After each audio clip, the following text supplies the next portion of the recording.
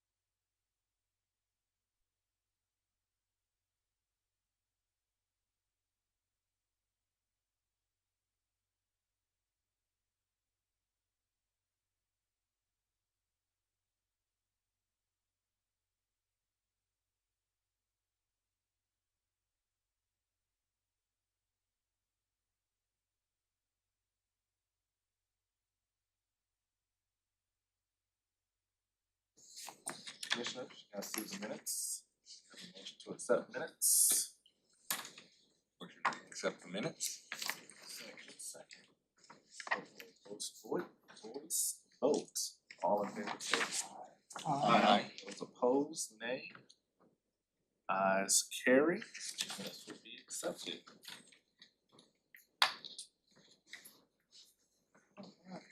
Alright, staff, I guess you guys get up. Yes, we have a UDO update. So just to start, as everyone's aware, we are rewriting our zoning ordinance. We are looking to write a unified development ordinance, and we just started the public outreach portion of that project. On June 2nd, we had a great public outreach event at the City Athletic Center. Great turnout, good conversation. I think everybody who showed up appreciated the information we provided, and we were able to gather some really good information from the general public, giving us some guidance as to how people feel about certain things. So I know I saw you at That was the it. UDO meeting. I hope that in the future we can get more of the planning commission members to join us for those. You still have an opportunity. If you go to onenorthcharleston.com, you can sign up for the online virtual kickoff, which is tomorrow afternoon at 6 o'clock. We have about 102 people who are looking to participate in that virtual kickoff. We can always make room for more. So we're more than happy to try to fit anybody in. We wanna hear from as many people as possible. So please, if you're interested in the process, which I hope you all are because you're going to be in the process, please join us, and we will continue to update you all on our outreach efforts as we schedule more moving into the future. And that's the update. Unless anybody has questions, I'm happy to answer any of those questions that you might have regarding that. That update, I wasn't at the one on June 2nd, but I was at the president's meeting. Yes, sir. So I'm certain that's the same, pretty much the same. Yes. And so, very similar. We kind of slightly modified some of the discussion points just to address the different audiences more than anything. But it was exactly the same, and we look forward to continued conversation and dialogue with the neighborhood presidents as well as the residents and anybody else who's interested.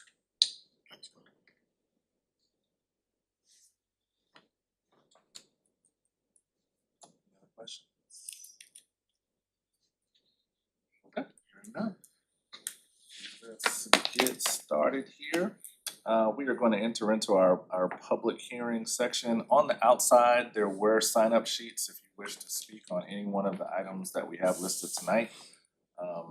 Even if you did not sign up beforehand, once we get to a portion of the meeting that you would like to have words about, just let us know. We'll just need your name and your address. You'll have 3 minutes to speak. Then go on with it. Sounds good? All right.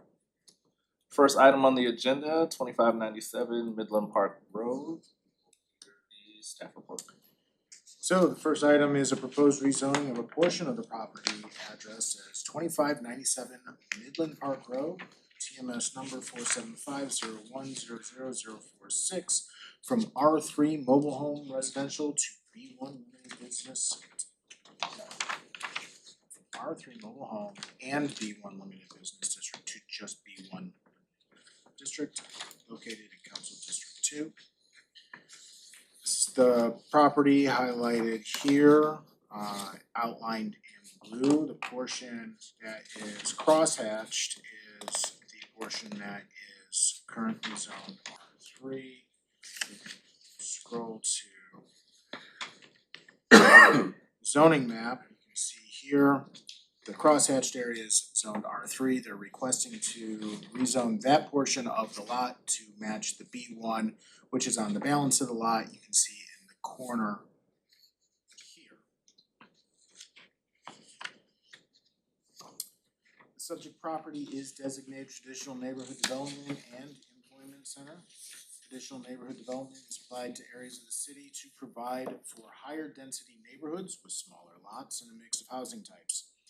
Neighborhood-oriented commercial or mixed-use structures may be compatible depending on the surrounding land uses. The employment center designation is for large-scale office and industrial uses developed for a major employer or cluster of employers with a mix of supporting uses, which establishes a mixture of commercial and residential land uses located within close proximity to one another. Other uses include office, retail, multifamily, and light industry. You can see that here, where the green portion is the employment center and the yellow is the traditional neighborhood on the split zone parcel. Subject property can be seen here, which is developed with a convenience store and a residential style building. Subject property is in Midland Park neighborhood, which is situated along Ward Avenue and west of Interstate 526. The neighborhood is comprised of varying residential zoning districts and a small node of commercial zoning, in addition to some industrial zoning. The subject property is surrounded by R3 zoned properties to the southeast, west, and north, with R1 to the north and B1 to the west. To the east, at the intersection of Midland Park Road and Stall Road, there are some B1 and B2 zoned properties. Additionally, the portion addressed as 2599 Midland Park Road is zoned B1. Based on the traditional neighborhood and employment center designation from the comprehensive plan, this supports neighborhood-oriented commercial uses when in proximity to other commercial uses. Given the subject property's location and the adjacent commercial use, staff is recommending approval of the proposed rezoning of a portion of the subject property from R3 mobile home residential to B1 limited business. Commissioners, any questions for staff? Is the applicant here? Right here. Supposed to say anything about this? Not really, I mean, they recommended that you move forward with it, that we just here in case you needed to have any questions answered. Commissioners, any questions for the applicant?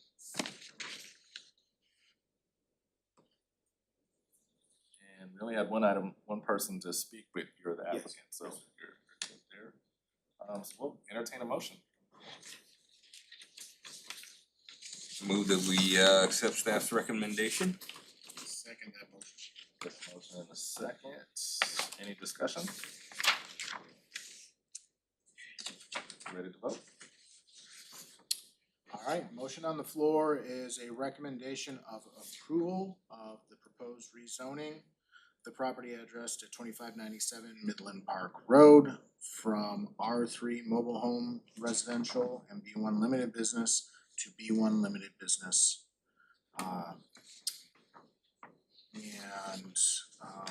So Mr. Crawford? Aye. Mr. Fife? Aye. Mr. Mazik? Aye. Mr. Mott? Aye. Mr. Monteith? Aye. And Mr. Bellamy? Aye. Alright, that motion to recommend approval carries unanimously. And this item will be forwarded to the mayor and council for the next opportunity for public input at the Public Safety Committee of City Council on July 16th. Next item we have on the agenda is 2810 Ashley Phosphate Road.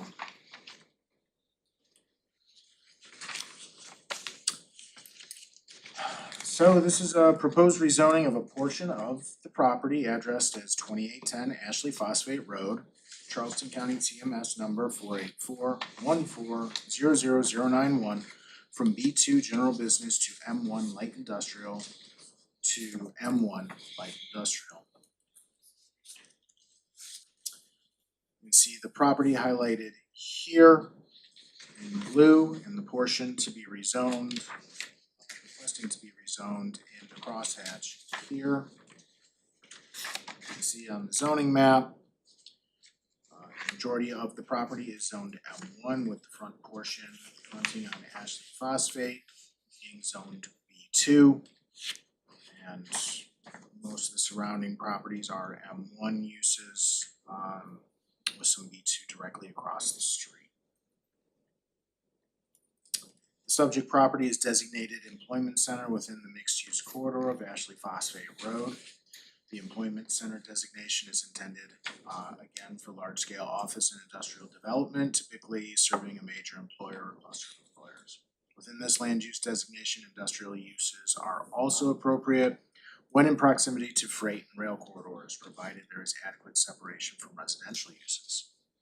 The mixed-use corridor designation is intended to provide for commercial, retail, office, and higher density housing adjacent to principal transportation corridors throughout the city. These areas are intended to promote the development of mixed uses that will enhance access to a wider range of services for nearby neighborhoods. So again, the double crosshatch is the mixed-use corridor of Ashley Phosphate. And this is the portion of the property that is being requested to be rezoned.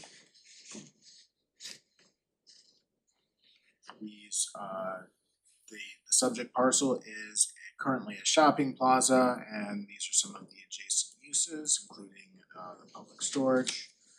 This is this is the subject property. Looks like we had those slides slightly backwards. The mixed-use corridor designation supports a combination of multifamily, commercial, office, retail, and light industrial uses. Given the subject property's location along a major transportation corridor, the proximity of other light industrial uses, and the support from the comprehensive plan, staff is recommending approval of the proposed rezoning of a portion of the subject property from B2 general business to M1 light industrial. Thank you. Do the commissioners have any questions for staff? I do. Just one. Tim, are the businesses that are currently in there, in that shopping plaza, or does this impact them?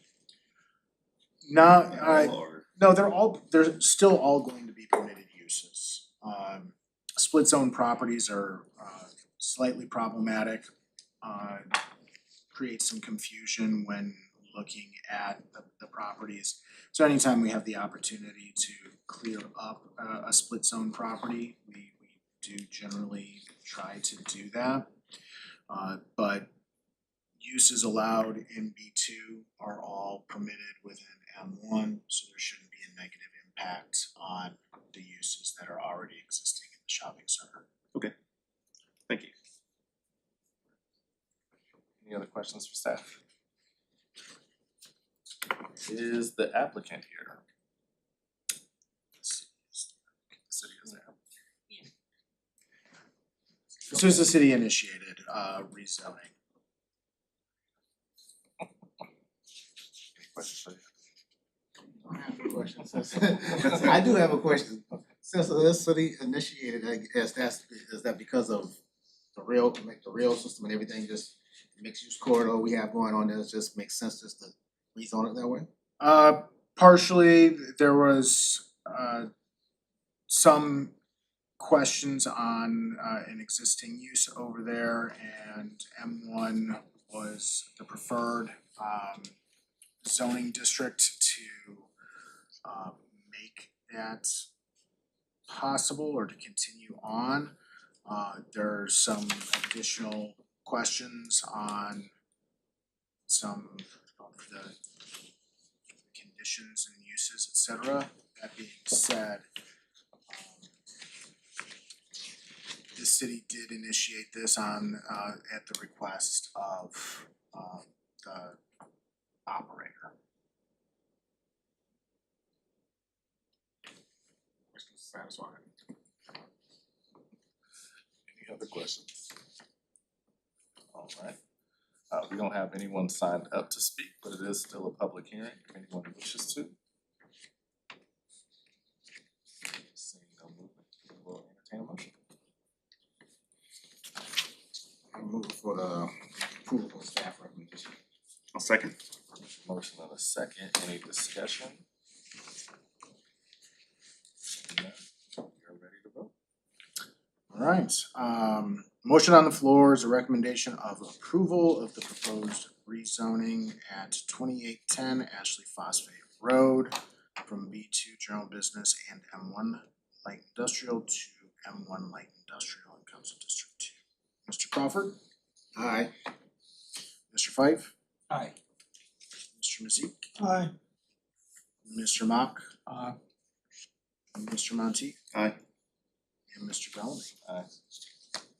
Alright, that motion is unanimous to recommend approval, and this item will be forwarded to the mayor and council with the next opportunity for public input at the Public Safety Committee and City Council on July 16th. Next item on our agenda is a proposed variance, 2987 Village Street. This is a request for a subdivision variance. This is variance to chapter 18, article 4, section 18-40, paragraph A of the subdivision regulations of the city of North Charleston regarding the lot area, lot width, and street frontage for the property addressed as 2987 Doe Street, Charleston County TMS number 48605000051. Property can be seen here, highlighted in yellow, at the very end of Doe Street, where it turns, I believe it's Minor Street, that turns down into that vacant lot along I-26. So Doe Street is off of Salamander. Property is currently zoned R1 single family residential. The applicant is proposing to establish 3 single-family residential lots within the Charleston County TMS 48605000051. This is the proposed subdivision. These lots would be non-conforming to the R1 single-family residential lot standards. The proposed plat depicts the subdivided lots with lots averaging 5,028 square feet. The average lot size for single-family residential lots within this area is 15,000 square feet.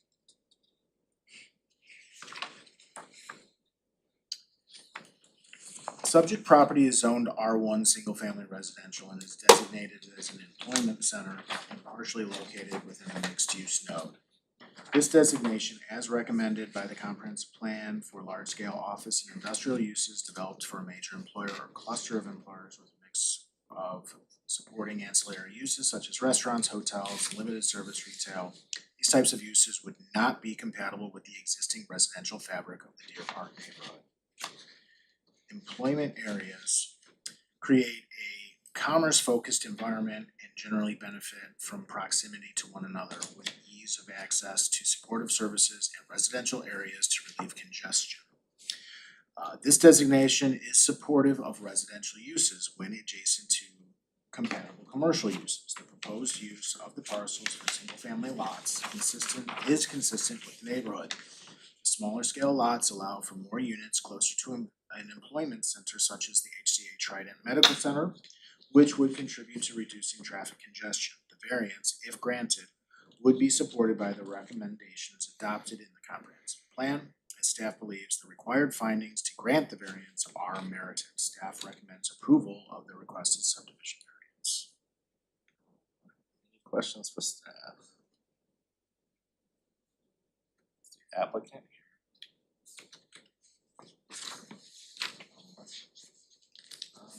It's not a public hearing. Would entertain a motion from commissioners. Make a motion to approve staff's recommendation for approval. Second. Motion and second, any discussion? Ready to vote? Alright. The motion on the floor is a recommendation of approval for the requested subdivision variance of Chapter 18, Article 4, Section 18-40, Paragraph A of the subdivision regulations of the City of North Charleston regarding lot area, lot width, and street frontage for the property addressed at 2987 Doe Street. Mr. Crawford. Aye. Mr. Fife. Aye. Mr. Mizzou. Mr. Mock. Mr. Monteith. Aye. And Mr. Bellamy. Aye. That motion is approved unanimously. Next, we have a proposed variance for 1941 Street.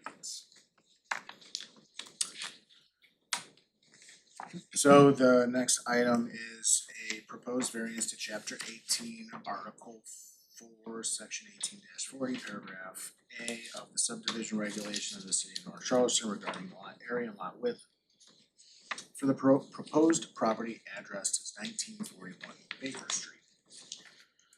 Property can be seen here highlighted in yellow.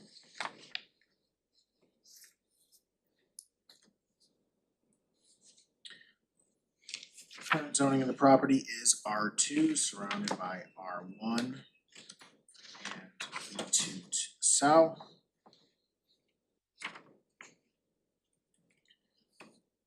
The applicant is proposing to subdivide the Charleston County lot 47204000028 to create two R2 zoned lots.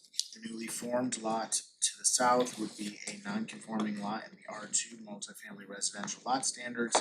However, the second lot to the north would be conforming.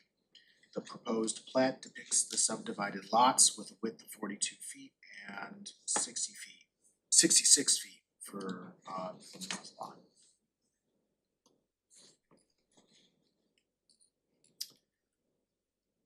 Subject property is zoned R2 multifamily residential and is designated as mixed use within the mixed use corridor of Green Mountain Road and a mixed use node. This designation is, as recommended from the comprehensive plan, is designates sustain higher density neighborhoods with smaller lots and a mix of housing types, as well as encourage compact, walkable, mixed use distinct centers within a short walk from transit stations. The variance, if granted, would be supported by the recommendations adopted in the comprehensive plan, as staff believes the required findings to grant the variance are merited. Staff recommends approval of the requested subdivision variance. Alright, questions for staff? Is the applicant here?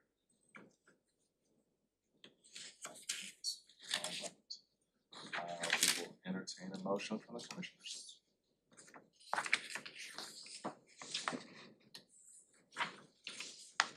I move that we accept staff's recommendation. Second. I'll second. We have a motion and a second. Any discussion?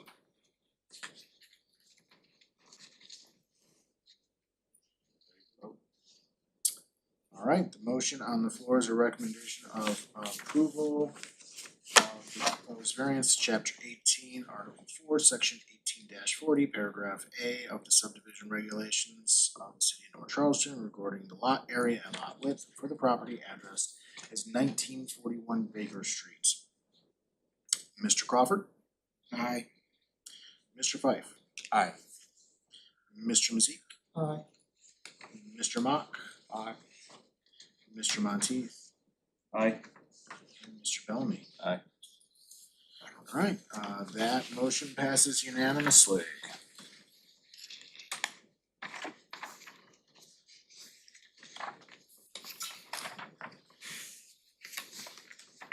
Next item on the agenda is a text amendment. Let's see.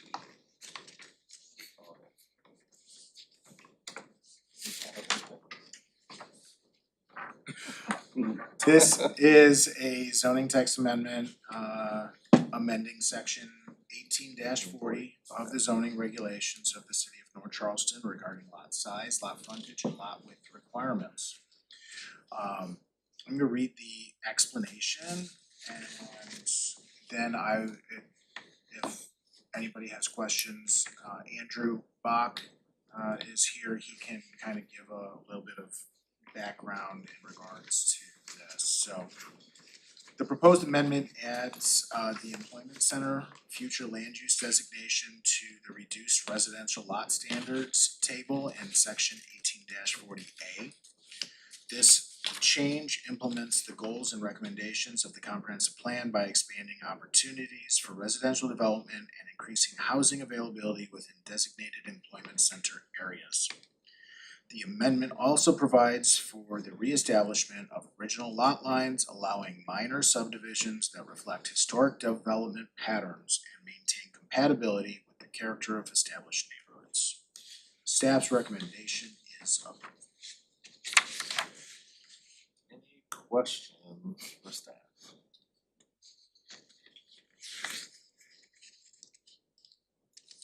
Staff is there.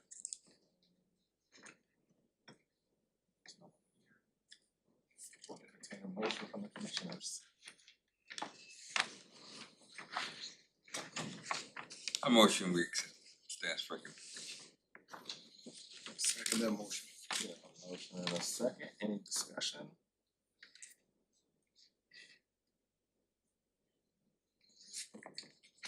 Excellent. So the motion on the floor is to recommend approval of the zoning text amendments to amend section 18-40, the zoning regulations of the city of North Charleston regarding lot size, lot frontage, and lot width requirements. Mr. Crawford? Aye. Mr. Fife? Aye.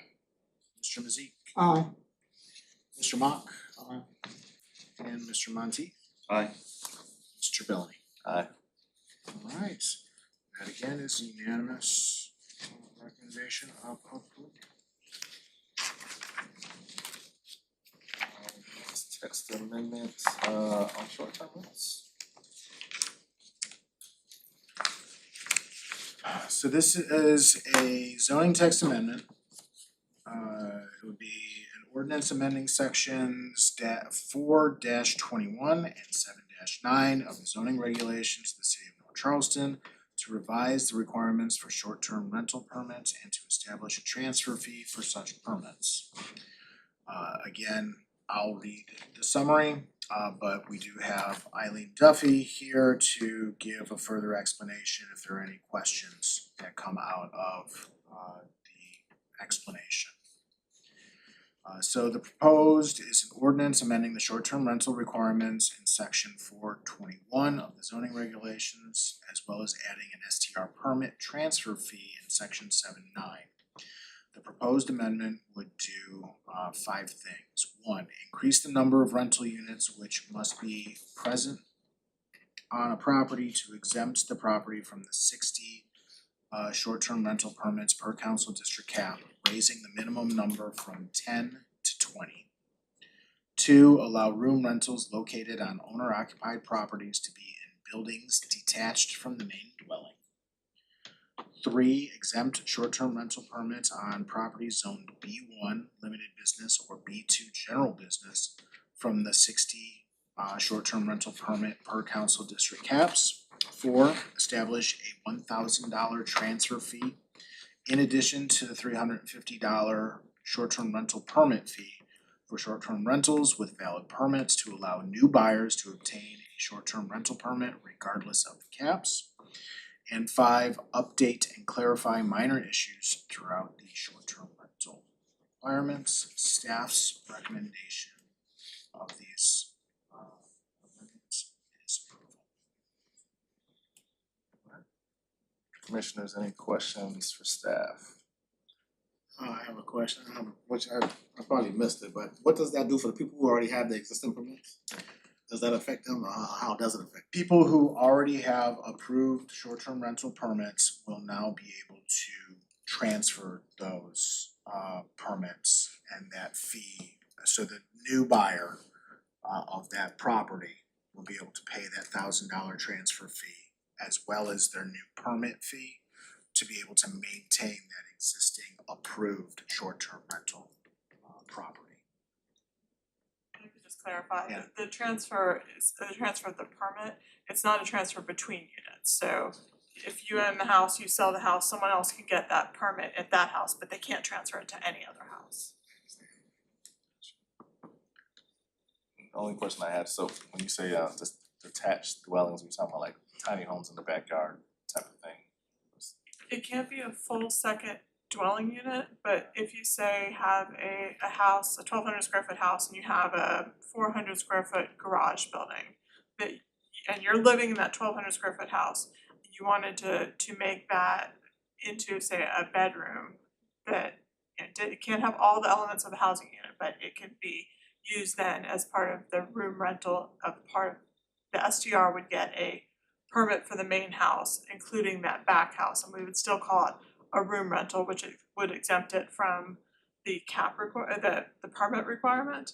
The idea being that if someone is living in the house on the property, if that small garage is part of that, we consider that to be part of the unit.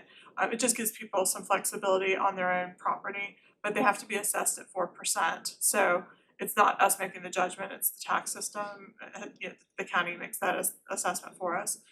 So it just would open up a few more building, like right now, we've historically said that the room that you're renting has to be in the house that you're living in. This just expands it a little bit further than that to like a detached building on your property. Do they have to have a separate entrance, or does that matter at all? Well, in this case, if it's detached, there would be a separate entrance. Could be like an awning or something, I I don't don't know. know if it's attached, it's like probably like a building kind of off to the back of the home. Yeah. Now, I have a question following up on that though. So I guess the property owner who has the main house, I guess the one STR sticker would cover both houses, I guess the detachment and the home, the one home, correct? Correct, and the secondary structure would not be a second full dwelling unit. It can only be something less than a dwelling unit. So usually it's gonna be like maybe a bedroom with a bathroom, but it may, you know, not a kitchen. So it's safe to say that this is actually all on the same TMS number and everything. Correct, as long as the main house is taxed at 4%, then this opens up using a small accessory building as a part of that STR, not as a separate thing. I understand. Any other questions for staff? So I was just noticing the HOA, POA rules, so they are not restrictive to the covenants and bylaws, are they? We historically, we ask if a property has an HOA, and then if they have an HOA, we ask for a letter. The ordinance wasn't crystal clear that we have to get that letter, so we're just clarifying that in this, that is our practice. Yeah, cause I think there's only a percentage of STRs that you can have in a, or maybe I'm mistaken, in a HOA community. It depends on how that HOA, what those covenants say. okay. Usually, sometimes they'll say that there's no commercial activity permitted on the property. different HOAs interpret that different ways, and so that's why we asked for the HOA to provide us a letter, so we're not making a judgment based on what their HOA said, or their covenants say. Yeah. We're asking that HOA to give us their interpretation, and if the applicant or the property owner disagrees, that's between them and their HOA. We're Got just looking for a letter that says that Okay. they're okay with it. Thank you. Questions for staff?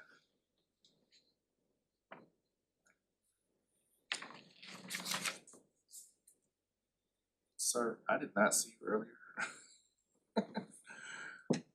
This is actually a public hearing. If you would wish to have anything to say about this particular item, you can. Yeah. Okay. Just wanted to make sure. I saw him, but he's one of us, so.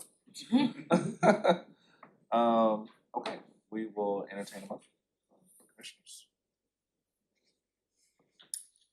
I move to approve staff recommendation. Motion, do we have a second? I'll second. A motion and a second, any discussion?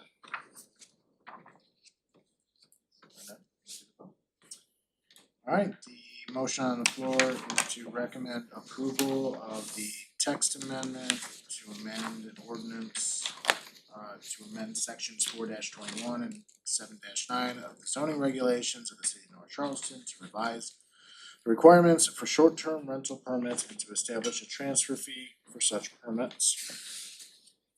Mr. Crawford, Aye. Mr. Fife, Aye. Mr. Mazik, Aye. Mr. Mock. Aye. Mr. Monteith. Aye. And Mr. Bellamy. Aye. Alright, that motion passes unanimously.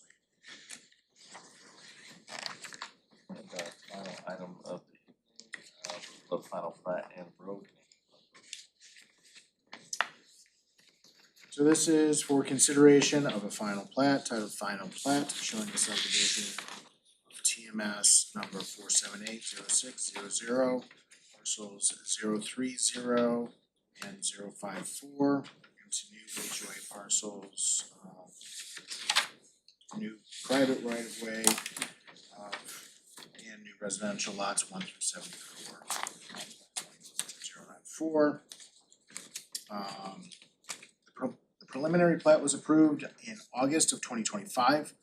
The final plat is proposing to subdivide approximately 7.63 acres into 74 garden and cluster single-family lots, a new private right-of-way, Lemon Lime Avenue, and 4 HOA lots off of Facet Road. This final plat is in proper order and may be approved at the discretion of the commission, contingent upon the following: council acceptance of the infrastructure bond. Staff's recommendation is contingent approval of the final plats. Questions for staff? These the final plats? Yes. Any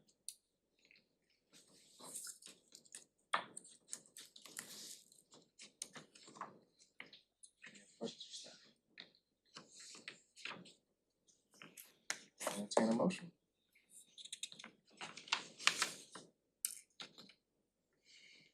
I'd like to make a motion to approve staff's recommendation for contingent approval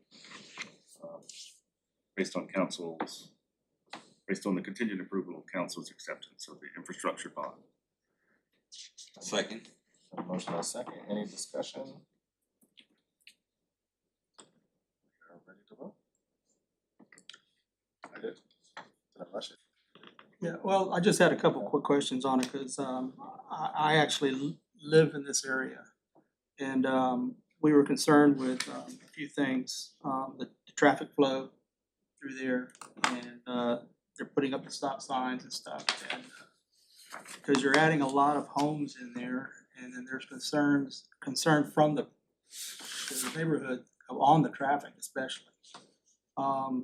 Drainage they have there is they're putting in these drainage ditches, I guess, and the water is really bad when it runs off. So there has been some concerns with it. I don't know exactly what they're gonna do, cause I don't know if they've ever been run a traffic stop, do a Study. study, yeah, on it. Yeah, they already did a traffic study. It was very low traffic generation. I think the threshold for single family homes is about 60 thereabouts before a traffic study is required, so this is just over that. And there were minimal requirements, basically just coordinating that intersection with SCDOT. And so that traffic study was already complete. Okay. And regarding the drainage, the streets are coordinated with our engineering department, and they have the easements and ponds and meet all of our stormwater requirements as well. What about your sewage situation? I mean, they've had a lot of issues with sewage backing up along that road, on those manways. The Because of the hotels that are sewer- down there. Yeah, the sewer is handled by North Charleston Sewer District, so I haven't Yeah. reviewed their utility plans to say for sure. Okay.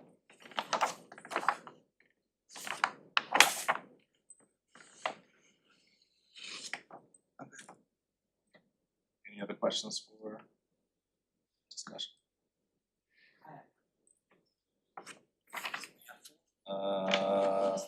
Actually, no. It's not a public This hearing. one isn't a public hearing. Okay. Just missed track of time. Any other questions from commissioners? We will entertain a motion. Oh, we already had the motion, that we were That on was the the discussion, discussion. so, Okay. Ready to vote. was that? Do another motion. Could repeat the motion, so Mr. Monteith. I'd like to make a motion to accept staff's contingent approval of the final plan. Contingent approval based on council's acceptance of the infrastructure bond. And I second. Yes. Any other discussion? All right, Are we ready to vote? so the motion is recommendation to accept staff's recommendation for the contingent approval of the final plat. Showing the subdivision of TMS number 4780600, parcel 030. And 054 into new HOA parcels, new private right of way, and new residential lots 1 through 74. Mr. Crawford? Aye. Mr. Fife? Aye. Mr. Mazik? Aye. Mr. Mock? Aye. And Mr. Monteith? Aye. And Mr. Bellamy? Aye.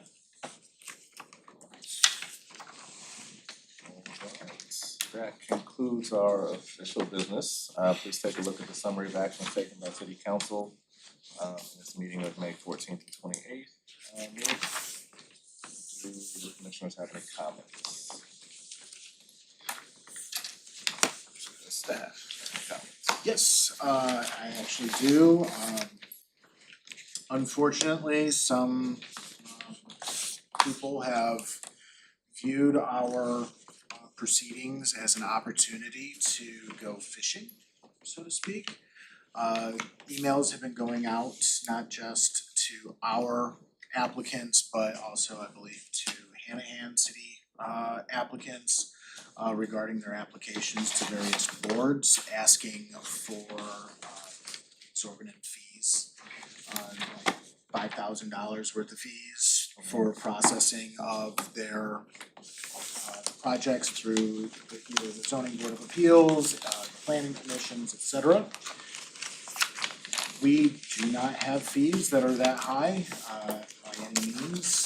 $75 is as of right now the max that people can pay for their application fees. Those are paid upfront, not after a project has been processed and gone through the appropriate hearings, etc. So if somebody reaches out to you as commission members and asks about some, email that they received about fees, just tell them, please don't pay anything. Please call us and we will explain what that situation is, and this is a known quantity. We our police department is looking into it, as well as City of Hanahan's police department looking into that. And I missed that part, but and the FBI, so Wow. yay. Please, just make sure that people understand if they ever reach out to you about what it, just tell them to call the department and we will give them what the appropriate fees are, when they're paid, and that, you know, we will be the point of contact for that. We're not asking you to do anything beyond that, just tell people to call us. How That's are they all getting we their ask. numbers and stuff? Right, email addresses or? The applications, Yeah. it's all, because we have to contact them, and if they, you know, they see it in the packets as they go out, we might have to consider, changing how that is put into the packet. Just to protect people, so, but outside of that, I have no additional comments. Somebody else clear. Alright, we are adjourned.